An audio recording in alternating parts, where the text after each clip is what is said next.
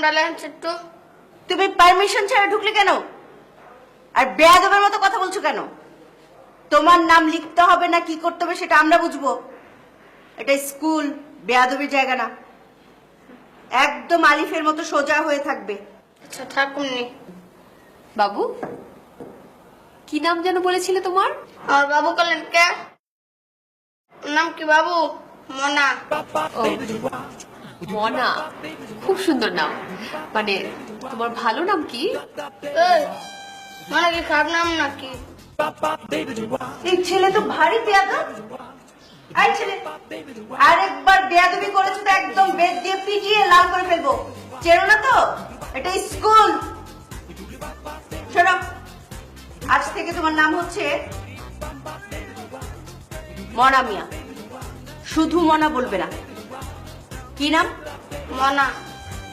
থাক না ম্যাডাম, ও যেটাতে কমফোর্টেবল ফিল করে সেটাতেই থাকতে দিন।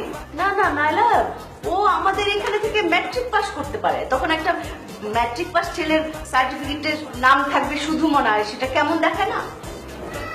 সেটাও ঠিক। মনা মিয়াতে তো ঠিক আছে না? পছন্দ হয়েছে বাবু?